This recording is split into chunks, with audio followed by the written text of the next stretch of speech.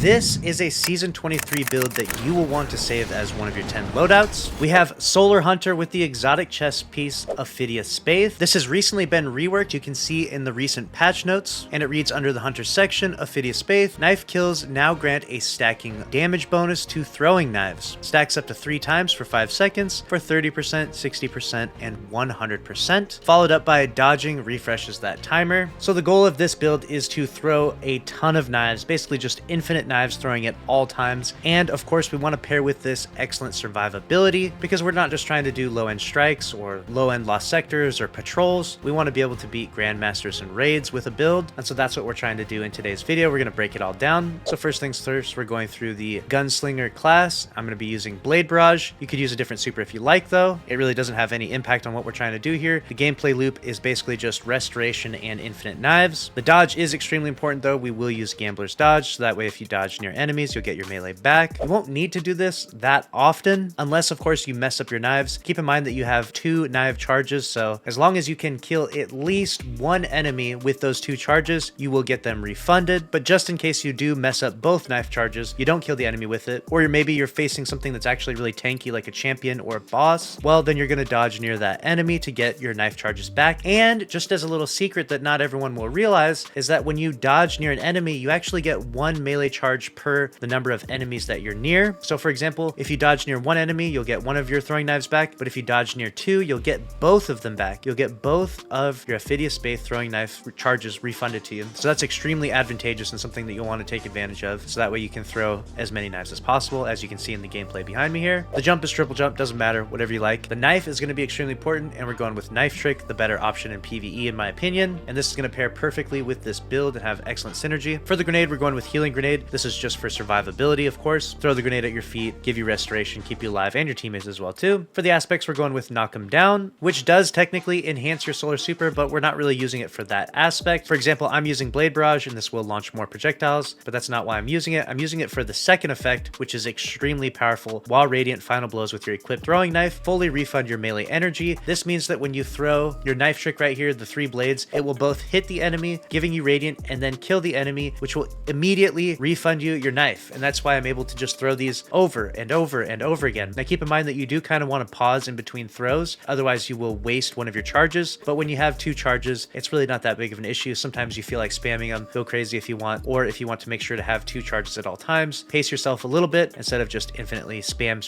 knife, knife, knife. But this is going to be the absolute necessity aspect, the most important aspect that we want to use for this right here. And then we have On Your Mark, which is Precision Final Blows, grant you and nearby allies increased weapon handling and reload speed for short duration. Really does not add much to this build at all, unfortunately. And then we have Activating Your Class ability, immediately grants maximum stacks on your mark, which is nice if you do have to reload your weapons overall, but really this isn't adding much to the build. Now moving on down to the fragments, we're going to start with the first one, which is Ember of Singeing. Your class ability recharges faster when you scorch targets. This will be extremely important because throwing your Knife Trick right here will scorch enemies on hit, and obviously you're throwing 3 of them and you're throwing them infinitely, so you're going to scorch targets a ton, which will basically refund your class ability back really fast, allowing you, if you do mess up or if you face a really challenging target, like for example if you're fighting a boss, what you're going to do is throw all of your knives, and in doing so you'll get them back really fast because you'll get your dodge back, and then you'll dodge near that boss, giving you double knives back if there's any enemies nearby. So this has Ember of Singeing, has perfect synergy with using Knife Trick and trying to do this Hunter knife spam build this season. The next fragment we're using is Ember of Empyrean, which is solar weapon or ability final blows, extend the duration of restoration and radiant effects applied to you. This one is really nice because of course we're throwing knives, we're getting kills with them, and then we can extend the duration by throwing more knives and getting more knife kills. Or you can also use solar weapon like Sunshot or Zali's Bane like I have in my energy slot right there. This one pairs really perfectly with this build. Now we're going to move on to the next one. We have Ember of Searing, defeating scorched targets grants melee energy and creates a fire sprite. That's going to be really important. Of course we're going to be throwing knives at enemies, it scorches them as we already previously mentioned, and then it creates a fire sprite on the ground. We're going to use that to our advantage to add a ton of survivability to this build, and that comes with Ember of Mercy, which is picking up a fire sprite grants restoration. We'll be getting a ton of restoration due to that because obviously we're just throwing infinite knives, creating tons of fire sprites. There is a little bit of a cooldown timer on that, so keep that in mind. If you do need to survive, if there's no fire sprites, if you've run out of restoration, well then that's why you have your Healing Grenade there on backup. That's kind of like your emergency get out of jail free card. So that's going to round out all of the fragments so far. And then the last one here is Ember of Torches, which is again your powered melee attacks is going to give you Radiant, and the reason why we need that is because that pairs perfectly with Knock 'em Down. So you throw your melee, it hits something, you immediately become radiant. And then if you kill that target with your throwing knife, then you are refunded your throwing knife. So knock them down, and Ember of Torches have the perfect loop synergy of giving you infinite knives. So even if you don't want to use my exact build here, if you want to use something different, like different fragments, maybe you want to try a different playstyle, at the very least, if you just want to spam infinite knives, just use knock them down and then use Ember of Torches, and then you can just spam infinite knives, and then you can try out some different things if you want. You could try out different fragments, maybe find more power or more utility in using something else, and that's perfectly fine. Teach their own. So that's the subclass as we're using it. And then for the weapon, we do have a 1-2 punch shotgun, which is going to pair really well, and it actually does stack the melee damage, so we're going to get that plus 100% damage buff by getting 3 enemies killed with our throwing knives. And then we can also add 1-2 punch for another additional bonus stack on top of that, making our melees extremely powerful. This is kind of like a hunter bonk build, right? You guys all know that I love to main Titan and melee everything, so of course if I'm going to come over to hunter, I'm going to do what? Just spam melees like I do on my Titan, right? And so the Swordbreaker works really well for this, but you could use any shotgun that has 1-2 punch. Don't feel like you're necessarily locked into having to use a Swordbreaker. I will say though that Swordbreaker does have the added benefit of also having the perk Pugilist, which is final blows with this weapon generate melee energy, which is really nice because occasionally you do use up all your melees and you use up your class ability and you're just kind of standing around like, okay, now what do I do? Well, you go and get some kills with the Swordbreaker and it'll refund your melee energy back, or you can wait for your class ability to come back, dodge near an enemy, stuff like that. So I prefer the Swordbreaker for this loadout, but again, you can use anything that has 1-2 punch is going to pair really, really well with this. For the energy slot, you can use Zali's Bane, you can use Sunshot, you can use anything really. We just really like to use a solar weapon because that pairs especially well with Ember of Empyrean, where you get the solar weapon kills to extend Restoration and Radiant, but it's not entirely necessary to use either of those two. I just think that Sunshot and Zali's Bane are the best solar weapons to use inside PvE, so I will go with those as my preferred choice. And then lastly, I do have Tractor Cannon just to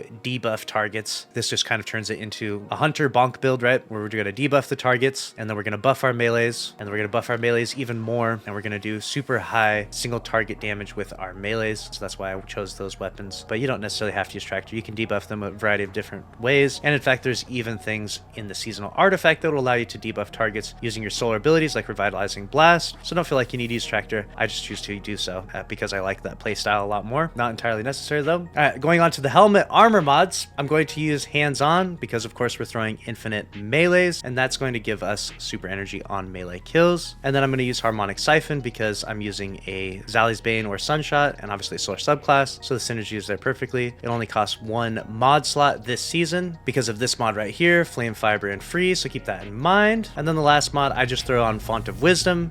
I did have some other garbage mod on for some of the gameplay behind me here, but I realize now that Font of Wisdom is actually definitely the right choice here. That way I can get my intellect up because I have to distribute so much stats into resilience and mobility just to make this build work. Font of Wisdom is definitely a nice choice right there. I like that one a lot more. Now we're moving on to the Gauntlet. For the Gauntlet, I'll be using Heavy-Handed, of course, because we're going to be throwing so many melees. We want to make those orbs of power and pick them up. It's going to tie perfectly into the build due to the mods that I have. You'll see it on my boots and class item in just a moment here. And then I have Harmonic Loader because it's literally impossible to use Zali's Bane without having a solar weapon loader. I feel like that thing is just so goofy, and even if you're using Sunshot or any other solar weapon, it's nice to just reload it fast. So I just threw on Harmonic Loader, and obviously we're going to be using a solar weapon because that ties into the fragment. And then lastly, we went with Focusing Strike. Grants class ability energy when you cause damage with a powered melee attack, just in case if you use your class ability energy, you get your melees back, and for whatever reason you don't kill something, like if you're throwing it at a boss or a champion, again, causing damage with that melee will help you to refund some of your class ability back, right? And when you get your class ability back, you can then dodge again. So what you can do here is actually put on double Focusing Strike if you really want to lean into that. If you're finding that you're running out of your melee charges, you're whiffing them a lot, or you're just taking on big bosses that have so much health that you have to just constantly spam melees, you throw on double Focusing Strike there, and that'll work just fine. Moving on to the chest piece, doesn't really matter what you use here. I am doing a lot of close quarters combat, so I would recommend melee damage resistance because it's based on proximity of the enemies near you, so you'll have a little bit higher damage against targets when they run up and try and punch you when you're throwing knives at them. And Arc, Void, Solar doesn't really matter much, just based on the activity. For the boot style, this one is important. We're going to want recuperation. This is going to add a solid level of survivability. Each time you make an orb of power, you can then go pick up that orb and it'll give you a nice chunk of health, and you're going to be making quite a bit of orbs of power from your melee kills and from your solar weapon kills, so keep that in mind. So you'll get a lot of survivability and usage out of recuperation alone. For the next one, we're using Orbs of Restoration, and this one is definitely important because when you pick up the orb, it'll actually give you the ability energy in the lowest possible spot. So if for whatever reason you've horribly messed up and wasted all your melees and wasted all your class ability energy, it will give you the energy you need. It'll give you a 10% boost in that one, so this one's actually quite nice here. And then lastly, I went with Font of Agility ability, because it's extremely hard if you're making a hunter PvE build. It's very hard to get 100 resilience and 100 mobility on your build, and Font of Agility helps make up the difference. So for example, you'll see on my build here, I have resilience and then I have 70 mobility. Well, with Font of Agility on here, when I pick up an Orb of Power and have an armor charge, this will actually give me 30% mobility, so that'll help me be able to get my class ability back even faster and dodge so much more. So this one pairs perfectly with this build. And then moving on down to the class item now, we're going to go with Bomber, because of course if we dodge near enemies, getting our grenade back is also extremely advantageous because it's a ton of survivability, restoration for your teammates, everything. So Bomber is going to be the overall option here. We obviously don't need to use Outreach, because if we dodge near an enemy every single time, then we instantly get our melee charges back. So Outreach would be a complete waste, so keep that in mind. Even though I know it's a melee build, we still want to use Bomber in this one. And then when we do dodge near enemies, we want to get those orbs that are nearby, and this will pick them all up and tie perfectly in with the build. And then lastly, we'll use Reaper, which is after we've used our dodge. Then when we get a kill, we'll make yet another Orb of Power. So that's 3 sources for Orbs of Power to be created: your weapon kills, your melee kills, and then after dodging a kill with anything, we'll then create another Orb of Power, creating a really perfect synergy and really fun gameplay loop currently in Season 23 for Destiny 2. My stats overall, like I said, was 70 mobility, but keep in mind that we also have on Font of Agility. For the resilience, we went with 100 resilience. Recovery didn't matter as much, so we had 40 recovery, 100 discipline, so we can spam as many nades as possible. And then we went with 30 intellect, but also keep in mind that we have Font of Wisdom on. And then lastly, we have 30 strength, which you really don't need any strength at all because you're dodging near enemies and getting your melee energy back from that. So you can have your strength as low as 5 strength. It doesn't even matter. 0 strength doesn't matter at all. It means nothing. Now, the last part that's actually really interesting is the artifact this season has a bunch of solar mods in it, and we're going to discuss some of them. Obviously, I don't have all of them unlocked, but if I did, the gameplay would be even that much crazier, especially this one right here, which is Rays of Precision. While Radiant, Solar Precision Final Blows cause combatants to ignite. So your Sunshot, my Zali's Bane, if I'm Radiant, which I will be Radiant at all times because I'm throwing these melees, I'd cause a bunch of crazy ignitions. This would make the build even crazier. So when I do get that unlocked, this build will be just that much stronger. So keep that in mind. And then keep in mind this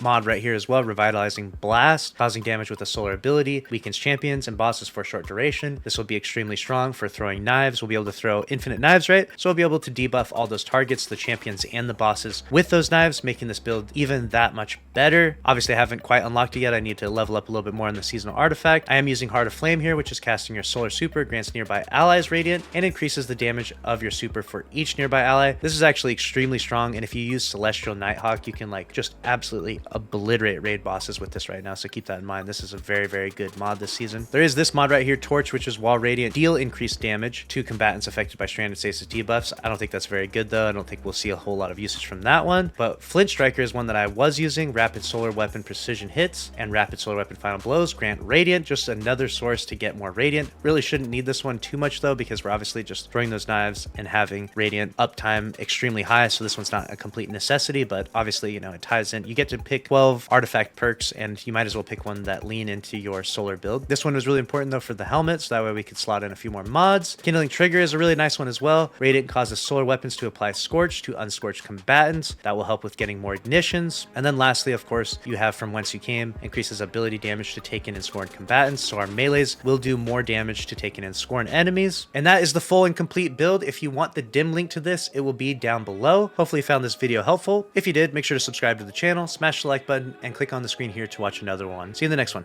Later. And if you're feeling thirsty out there, make sure to use code LUCKY10P to save some money on G Fuel. Also, make sure you're following me on Twitch and Kick. I go live all the time playing Destiny 2. Lastly, make sure you're following me on X, Instagram, and TikTok, where I deliver Destiny 2 news to you daily. I appreciate all the followers out there.